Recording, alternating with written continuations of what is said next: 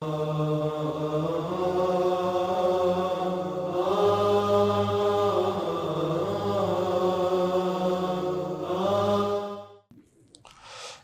عليكم ورحمة الله وبركاته. بسم الله الرحمن الرحيم. الحمد لله رب العالمين. الصلاة والسلام على رسول الله صلى الله عليه وسلم. إن شاء الله يزاري خطبة الزكاة ይላል ስለ ዘካና ከذلك ደግሞ ይሄ ዘካ ለማን ነው የሚገባው በሸሪዓ ያለው ቦታ ምንድነው የሚለውን በዚህ ዙሪያ ላይ ለማስታወስ እንሞክራለን።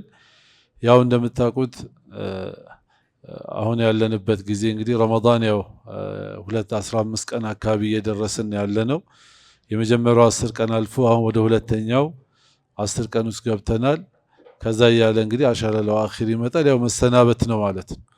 ስለዚህ እንግዲህ አላህ Subhanahu Wa Ta'ala ሁላችንም በዚህ ጾም ተጠቅመው ትክክለኛ ጾም ጾመው ሰላታቸውን አስተካክለው ከአላህ ጋር እርቅ ፈጥረው ጾማቸውን ከተቀበላቸው ሰዎች አላህ ያድርገን። እንደምናውቀው የእስልምና እንግዲህ መሰረቶች እነዚህ 5 መሰረቶች አሉ። አንደኛው ያው ዘካ ነው።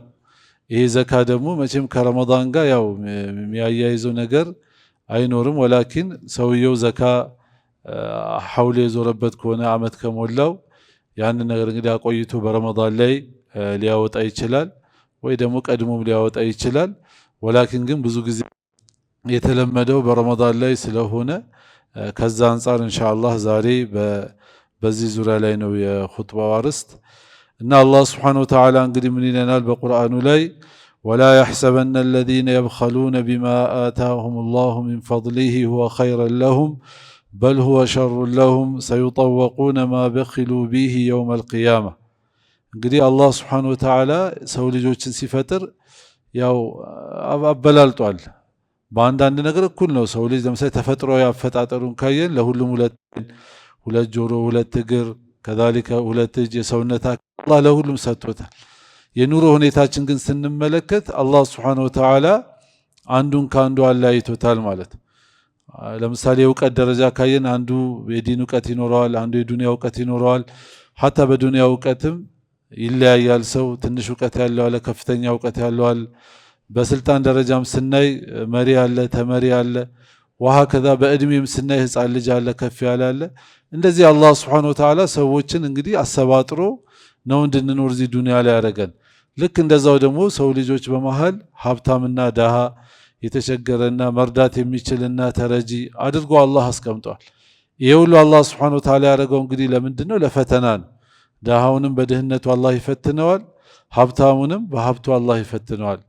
ወነብሉኩም ቢልኸይሪ ወሸሪ ፊትና ይላል። በኸይርም በሸርም መጥፎም ነገር እንፈትናቸዋለን አላህ Subhanahu Wa Ta'ala። ስለዚህ ሰውየው ድህነት፣ ችግር፣ ሰው ፊት መቆም፣ ሰው መጠየቅ፣ ሰው መለመን ይሄ ከባድ ፈተና ነው። ከذلك ልክ እንደዚሁ ደግሞ ሰውየው አላህ ሀብት ሰጥቶት ንብረት ሰጥቶት ባለ ሀብት አድርጎት ይህንን ሀብት በራሱ እውቀት እንዳገኘው የራሱ ሐቅ አድርጎ የተመለከተው ከሆነና ከዛ ጀርባ ያሉትን ባለ ሐቆችን የዘነጋ ከሆነ ይህም ለሰውየው ከባድ ፈተና ይሆንበታል ማለት ነው። ስለዚህ አላህ Subhanahu Wa Ta'ala ዓዲል የሆነ ጌታ ነው፣ ፍትሃዊ የሆነ ጌታ ነው። ሁሉም እቺ ህይወት ዱንያ በባላንስ እንድትኖር ነው አላህ Subhanahu Wa Ta'ala ያደረገው ማለት ነው። ስለዚህ አንድ ሰው አላህ ሀብት ከሰጠው ያ ሀብት ሙሉ በሙሉ የሱ አይደለም ማለት ነው። በዛ ላይ አላህ Subhanahu Wa Ta'ala ሐቆችን አላህ አስቀምጧል። እነዚህ ሐቆች ፈልጎ ሳይሆን በግዴታ ደረጃ ማድረግ ያለበትን ነገሮች አሉ ማለት ነው። በዛ ላይ ፈልጎ ደግሞ በፍላጎት ደግሞ የሚያደርገው አለ እንደ ትርፋል። ወላኪን መጀመሪያ ሁሉ ሰው ማየት ያለበት ምንድነው? መጀመሪያ እኔ ግዴታ ምንድነው? ለምን ዋጅባት የሆኑ ነገሮች ግዴታ ነገሮች ሰውየው ከሰራው ይመነዳበታል፣ ካልሰራው ደግሞ ነገ አላህ ፊት ይጠየቅበታል ማለት ነው። ስለዚህ ነብዩም አለይሂ ሰላቱ ወሰላም ሰውየው ማህሸር ላይ በሚቆም ሰዓት ላይ እያንዳንዱ በኒ አደም 4 ጥያቄ ሳይጠየቅ አይንቀሳቀስም ብለዋል። ከዛ አንዱ ምንድነው?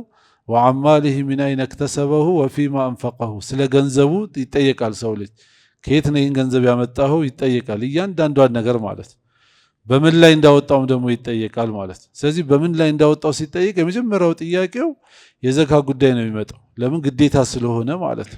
እንግዲህ አላህ Subhanahu Wa Ta'ala ሀብት ከሰጠው ያ ሀብቱ ኒሳብ የደረሰ ከሆነ እንግዲህ እንደ ዘመኑ ይለያያል። ለምሳሌ 85 ግራም ወርቅ ስንት ያወጣል የሚባለው ያ ነው እንግዲህ የሚታየው።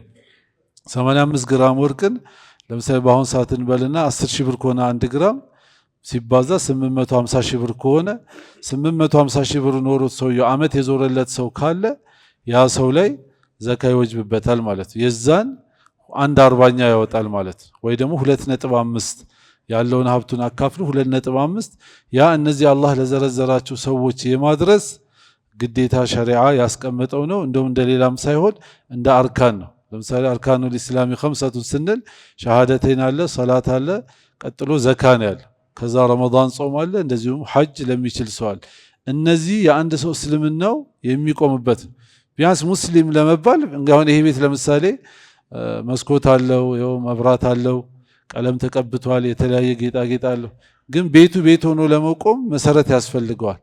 መሰረት ላይ ከሌለው በመሰረቱ ልክ ነው ህንፃውም የሚገነባው ማለት ነው።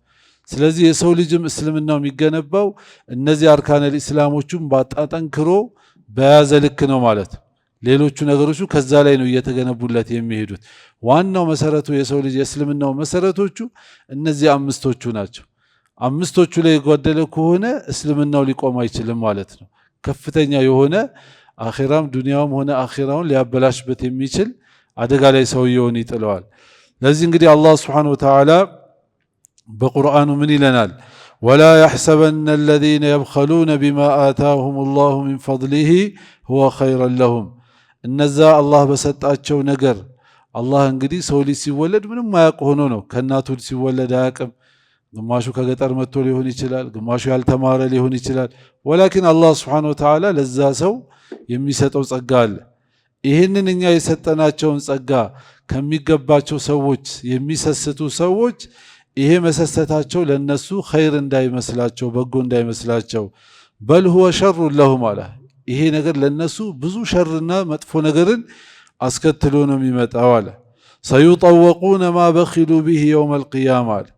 እንዲጠለቁ ይደረጋል አለ። ዱንያ ላይ ሲከለክሉት የነበረው ሲሰስቱት የነበረው ነገር በሙሉ ተሰብስቦ ነገ በእሳት ተቀይሮ እንደ ልብስ እንዲለብሱት ይደረጋሉ ይላል አላህ ሱብሓነሁ ወተዓላ።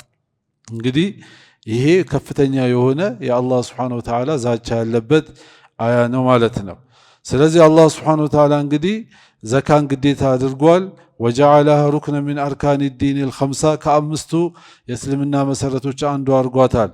ወቃኢደቱን ፊ ቢናኢሂል መቲን። ስለዚህ እስልምናው ራሱ እንግዲህ ሲገነባ ሰውየው ጠንካራ መሰረት ካለው 100 ፎቅ 200 ፎቅ እንደሚሸከም ሁሉ የዚህ ሰውም እስልምናው ጠንካራ ሆኖ ሌላ የአላህን ትእዛዞችን መሸከም የሚያስችለው አርካነል ኢስላሙ ጠንካራ በመሆኑ የተነሳ አንዱ እንግዲህ የሰውየውን መሰረት ከሚያጠነክረው አንዱ ምንድነው?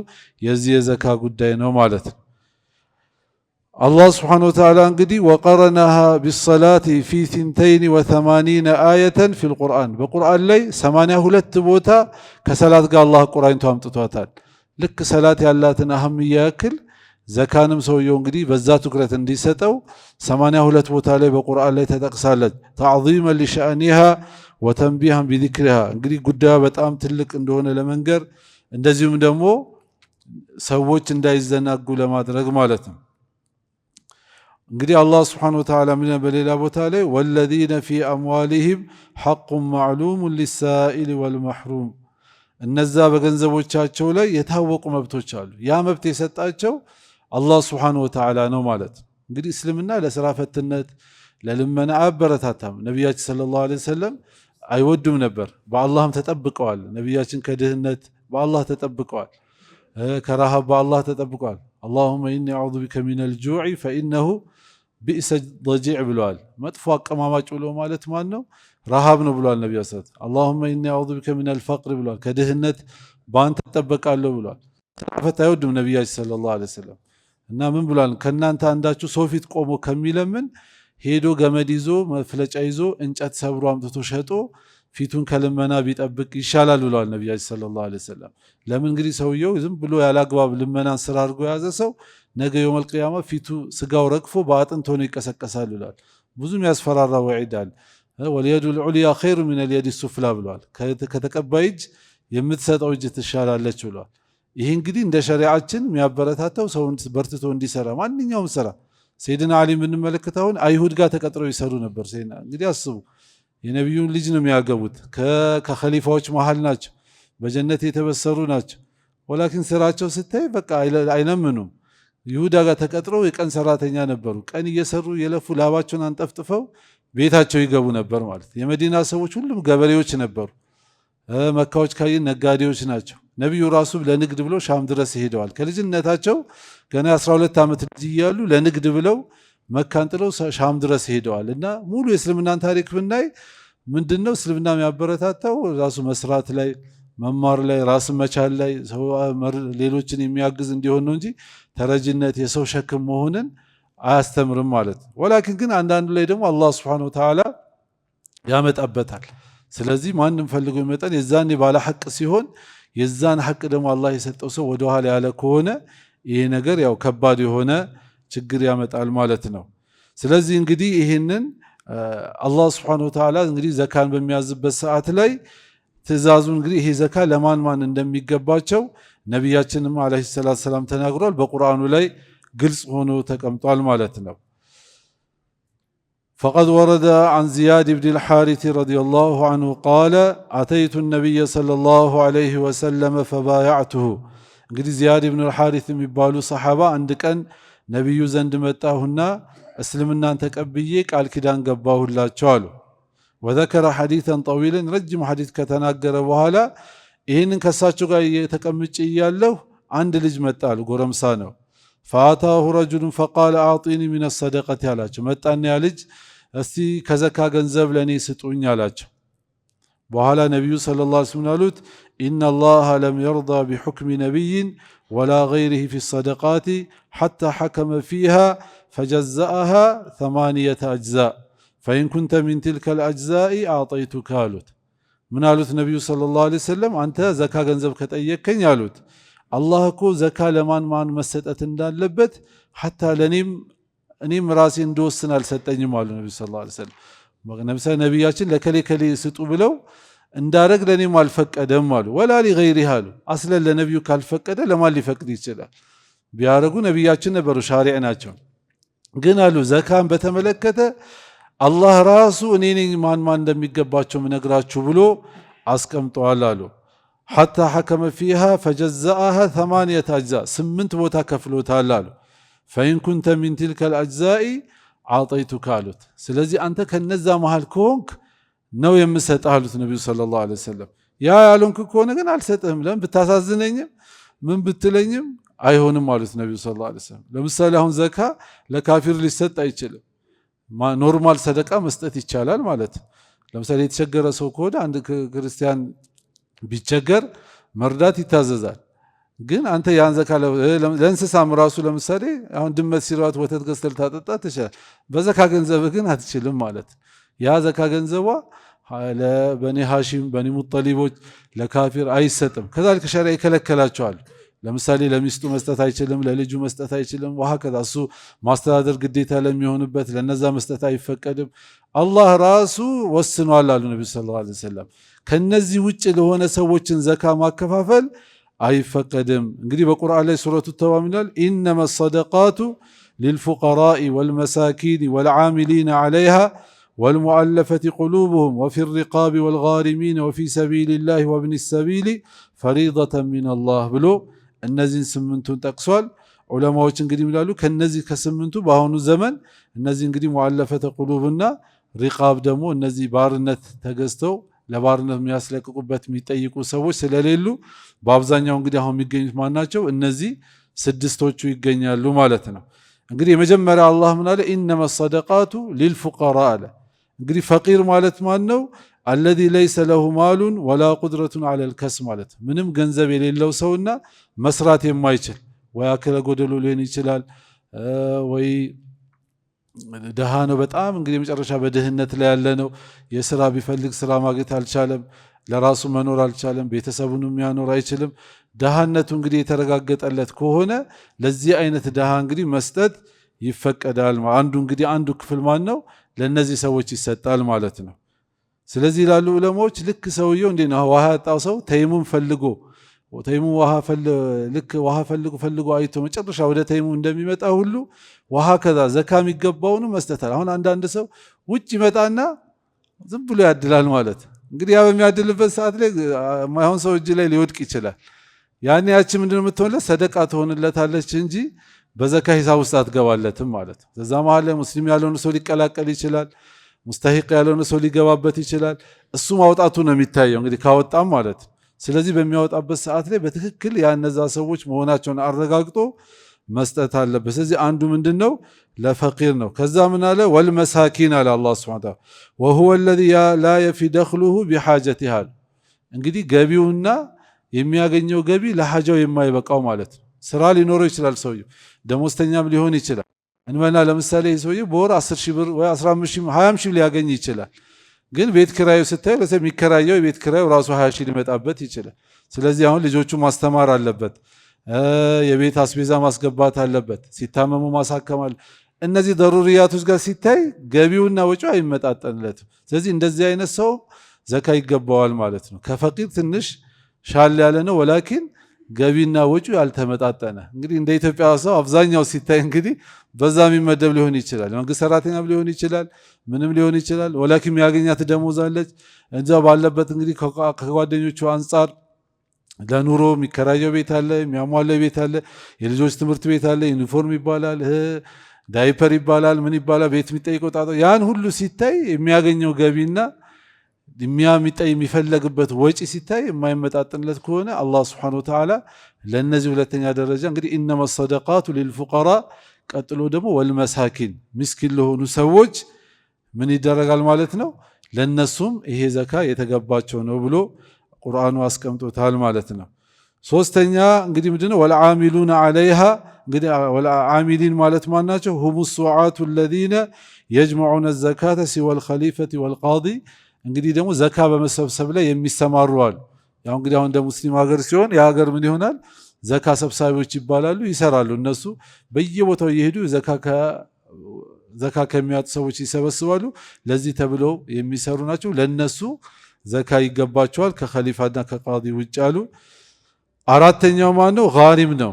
ጋሪም ማለት ማን ነው? هو الذي استقرض في طاعة الله أو مباح ولا يقدر على الوفاء። እዳ ያለበት ሰው ደግሞ ብድር ውስጥ የገባ ሰው ያ ብድሩ ለሐራም ነገር ተበድሮ ከሆነ ሳይሆን በሸሪዓ የተፈቀደ ነገር፣ ለምሳሌ ተቸግሮ የሆነ ለሕክምና ሊበደር ይችላል። ብቻ ሸሪዓ ለፈቀደው ነገር ሰው ለመግደል ብሎ ቢበደር ወይ የሰው ዙልም ለመውሰድ ብሎ ብድር ውስጥ ቢገባ፣ ሐራም ስራ ሰራለሁ ብሎ ብድር ውስጥ ቢገባ፣ እነዚህ አይገቡም ማለት ነው። ግን ሸሪዓ በፈቀደው ነገር ላይ እዳ ውስጥ የወደቀ ሰው ካለ ወይ ደግሞ ሙባህ በሆነ ነገር ላይ እዳ ያለበት ሰው ያ ሰውዬም እዳውን እንዲከፍል ከዘካ ገንዘብ ሊሰጠው ይችላል ማለት ነው።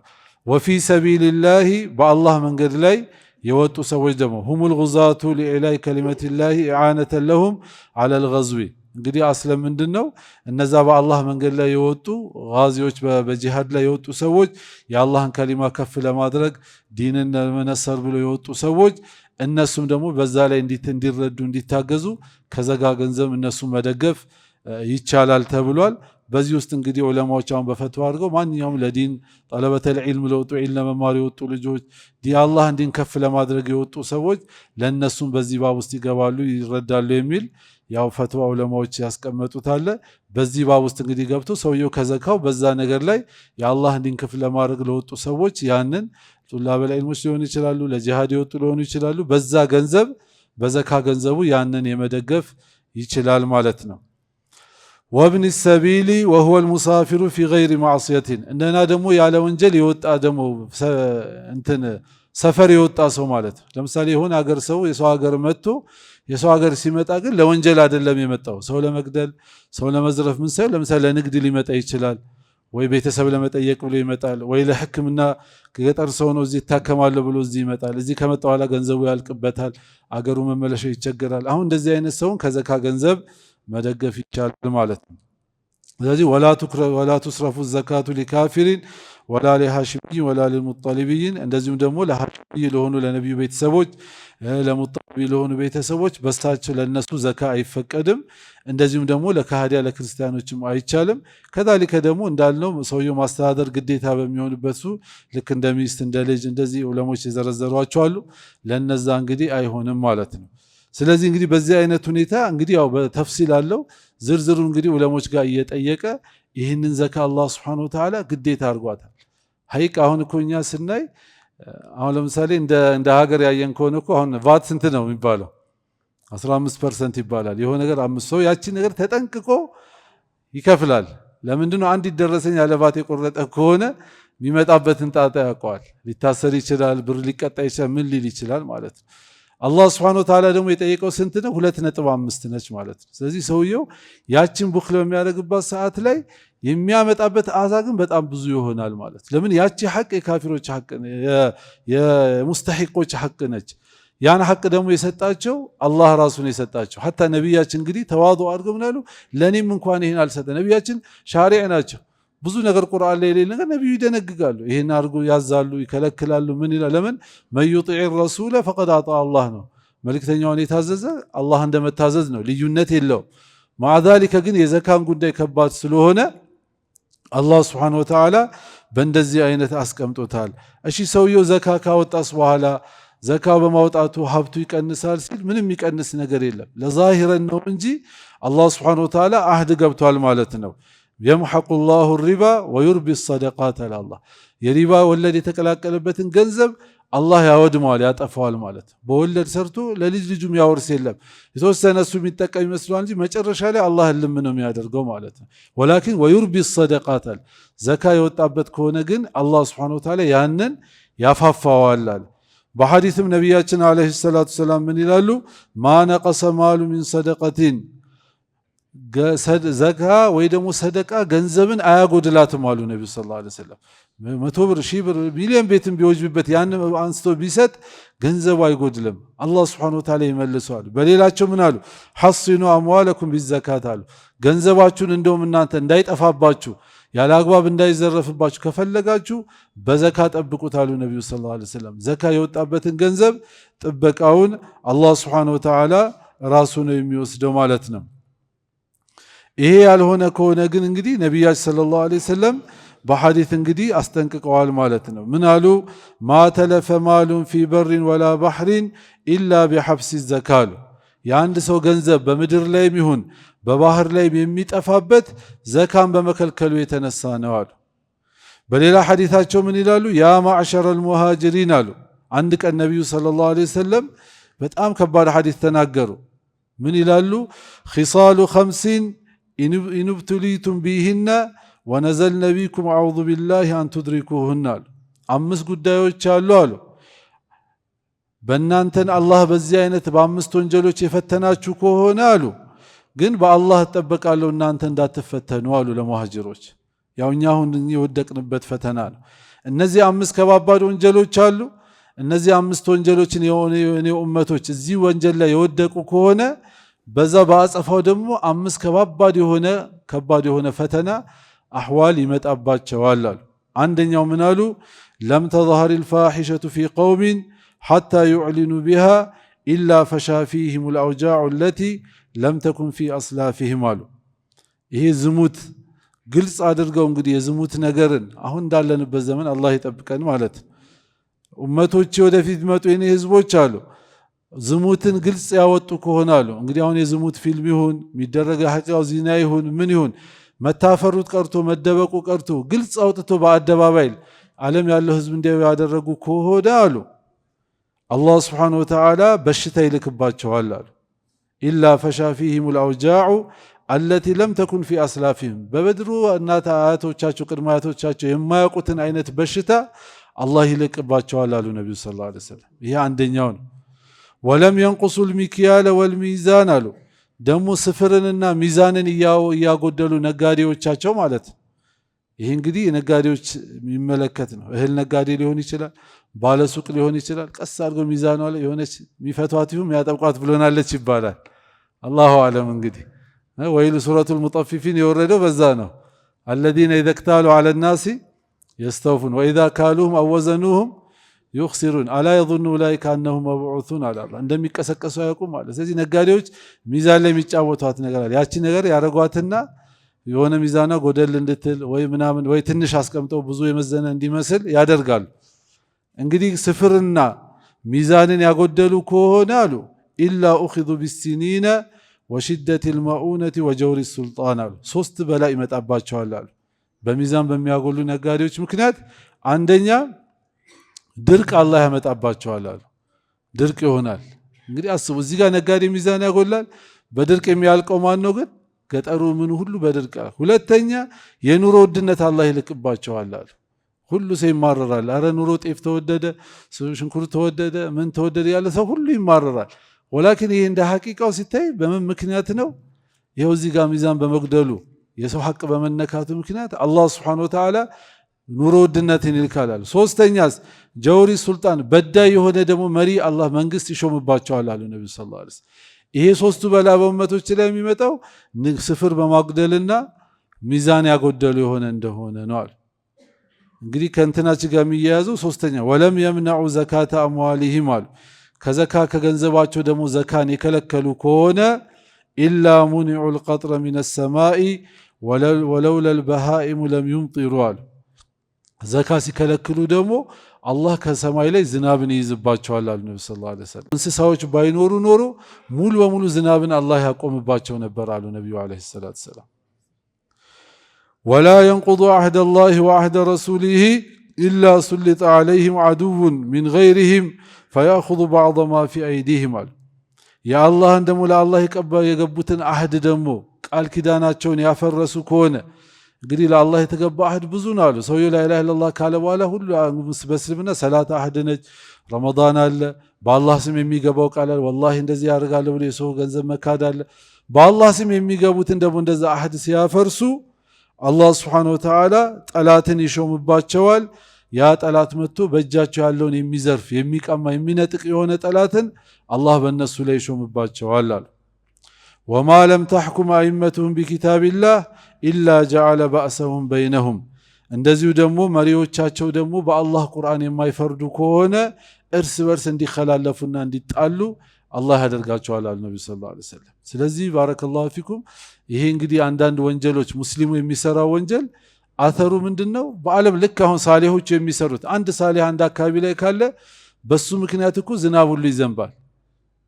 በሱ ምክንያት በረካ ይመጣል። አንድ አላህ የሚፈራ ሰው ሌሊት ተነስቶ የሚያለቅሰው ዱዓ የሚያደርግ ሰው ካለ በእነሱ ምክንያት ብዙ ኸይራት ነው የሚመጣው። ልክ እንደዛው ደግሞ ሙስሊሙ ማል ወንጀለኛም ሲኖር በዛ ምክንያት ደግሞ ዓለም ላይ ዩኒቨርሱ ይቃወሳል ማለት ነው። በሌላ ቦታ ወአመል ኸጢሩ ለዚ የዑዱ ዐላ ታሪከ፣ ይህ እንግዲህ በአንድ ሙስሊም በሚሰራ ወንጀል ዓለም ላይ የሚፈጠረው አሕዋል ነው። ያ ሰውዬን ደግሞ በተመለከተ ቁርአኑ ምን ይላል? ወለዚነ የክኒዙነ ዘሀበ ወልፊደተ ወላ ዩንፊቁነሃ ፊ ሰቢልላህ፣ እነዛ ወርቅና ብርን እያደለቡ በአላህ መንገድ የታዘዙትን የማያወጡ ሰዎች ፈበሽሩሁም ቢዐዛቢን አሊም፣ አሳማሚ የሆነ ቅጣት እንደሚጠብቃቸው አበስራቸው። የውመ ዩሕማ ዐለይሃ ፊ ናሪ ጀሃነም ፈቱክዋ ቢሃ ጅባሁሁም ወጅኑቡሁም ወዙሁሩሁም ሃዛ ማ ከነስቱም ሊአንፉሲኩም ፈዙቁ ማ ኩንቱም ተክኒዙን ይላል። እንግዲህ አላህ ስብሓነሁ ወተዓላ በቅጣት አበስራቸው እያለ የውመ ዩሕማ ዐለይሃ ፊ ናሪ ጀሃነም፣ ያ ያደለቡት ነገር በጀሃነም ላይ እንግዲህ ይግሎ ይመጣና ግንባራቸውን ጎናቸውና ጀርባቸውን እንዲተኮሱበት አላህ ያደርጋል። ሃዛ ማ ከነስቱም ሊአንፉሲኩም ፈዙቁ ማ ኩንቱም ተክኒዙን፣ ስታደልቡ የነበረውን ነገር የዛን ውጤቱን ዛሬ ቅመሱ ብሎ አላህ ስብሓነሁ ወተዓላ ይነግራቸዋል ማለት ነው። ስለዚህ እንግዲህ ይሄ ሁሉ እንግዲህ የቁርአን አያት እኛ የሚያስፈራራ ለምንድን ነው? ገንዘብ በተለይ በጣም እንግዲህ ያው ስለምታታልል ሰውን። በሌላ ቦታ ብዙ ፈዳኢል ነው የሚነገረው። በዘካ ቦታ ሲመጣ ብዙ አስፈራሪ ነገሮች አሉ። ከዚህ በላይ ከተነገረም እንደው እንዳያጨናንቀን ነው እንጂ እንደ ሐቂቃው ነቢያችን ሰለላሁ ዐለይሂ ወሰለም ብዙ ቦታ ተናግረዋል። ሐታ ኢብኑ መስዑድ እቺን አያት ሲፈስሩ ምን አሉ? ሰውየው ነገ ያ ያጠራቀመው ነገር እንደ እሳት ይግልና ግንባሩን፣ ጎኑን፣ ጀርባውን ይተኮሳል ማለት እንዴት ነው? አንድ ሰው አሁን አንድ ሰው ነው ለምሳሌ እንበልና 1000 ግመል ሊኖርበት ይችላል ያልከፈለው ዘካ ወይ ደግሞ በብዙ በሚሊዮን የሚቆጠር ዘካ ዕዳ ሊኖርበት ይችላል። ያ ሁሉ ግሎ እንዴት ይችን ሰውነቱን ያዳርሳታል ሲባል ኢብኑ መስዑድ ምናሉ ላ ይኩዋ ረጁሉን የክኒዙ ፈየሙሰ ድርሃሙን ድርሃመን ወላ ዲናረን ዲናረን ይወሰዑ ጅልዱሁ ሐታ ዩضዕ ኩሉ ዲናሪን ወድርሃሚን አላ ሒደቲሃ አሉ። እያንዳንዱ በአጠራቀማትና በከለከላት ገንዘብ ወርቅና ብር ልክ ሰውነቱን አላህ ያሰፋውና ያቺ እየመጣች ትተኩሰዋለች ብሎ በዚህ ነው የሚፈሰር ብሎ አብዱላህ ኢብኑ መስዑድ ይህን አስቀምጠዋል ማለት ነው። ስለዚህ ሰውየው እንግዲህ ሂሳቡን አርጎ በአንድ መስጠት ላይ ይችል ሰው ላኪን ሂሳቡ ማድረጉ ግዴታ አለበት። ለምሳሌ አመት ሲዞርበት የሚወጅብበትን ነገር አውቆ ከለየ በኋላ እንግዲህ ዑለማዎች ታኺሩ ማድረግ ይችላል ወይ ደግሞ ቀድሞ ከዘጋ ታሳቢ አድርጎ መስጠት ይችላል። ይሄ እንግዲህ በፈትዋ ላይ የተቀመጠ ነው። አላኩል ያህል በእንደዚህ አይነት እንግዲህ ሰውየው ዘካውን መክፈል አለበት። ይህን ያደረገ ከሆነ አላህ ሱብሓነሁ ወተዓላ ገንዘቡንም በረካ ያደርግለታል፣ ገንዘቡም ይጠበቃል። ዘካ ራሱ የመጣው ከምንድን ነው አሉ? ከመፋፋት አላህ ሱብሓነሁ ወተዓላ ከመጥራትም ነው አሉ። ኩዝ ሚን አምዋሊሂም ሰደቀተን ቱጠሂሩሁም ወቱዘኪሂም አለ። እንግዲህ ከወንጀላቸው የሚያጠራና የሚያጠራራቸው የሆነ ነው። ስለዚህ እንግዲህ ሰውየው ከወንጀሉም ይጠራል፣ እንደዚሁ ደግሞ አላህ ሱብሓነሁ ወተዓላ በገንዘቡም ላይም ደግሞ እየፋፋ እየጨመረ እንዲሄድ አላህ ሱብሓነሁ ወተዓላ ያደርግለታል ብለዋል።